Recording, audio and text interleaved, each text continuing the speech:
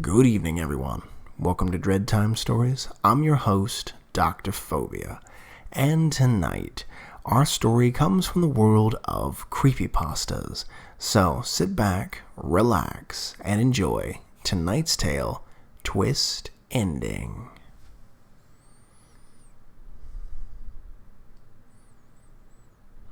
There was a very famous author named David, who had written quite a few best-selling horror novels.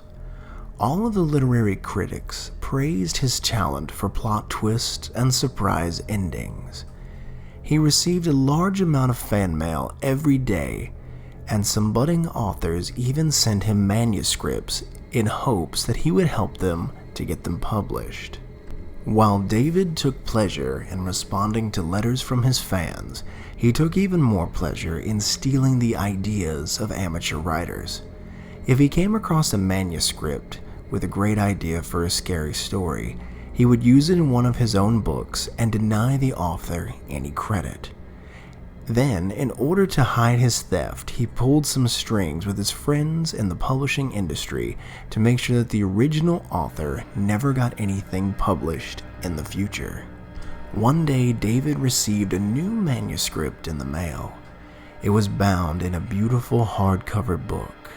He read the first chapter and felt he knew how the story would end, and as he continued reading, he became more and more certain that he could guess the twist ending.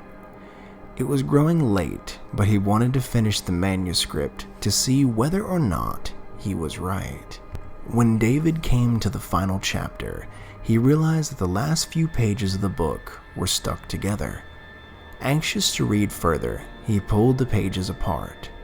He felt increasingly tired, but he still kept reading. Finally, he came to the end of the book, and it was exactly the twist ending he had anticipated. The husband had hanged himself just as the wife was committing suicide in the next room. David made a mental note to steal the idea and use it in his next story. Just then, he noticed after the words, "The End," there was a little handwritten note from the author. It read, "I already know that you're planning on stealing the ideas in this story. I know because you did the exact same thing to me the last time I sent you a manuscript. You published it under your own name and didn't give me any credit. You ripped me off and blacklisted me in the industry. No one will accept my novels anymore, and I will never again be able to publish anything I write. You have ruined my life, and now I have my revenge. You had to pull apart the back pages in order to read this, didn't you? Well, those pages contained poison. Arsenic, to be precise. Are you feeling tired? This is normal. This is one of the symptoms of arsenic poisoning. Soon, your heartbeat will get slower and slower until eventually it stops permanently. Don't even bother trying to call an ambulance. You will be dead before they arrive. You have already been exposed for too long. Goodbye, David. Some twist endings can be very hard to predict."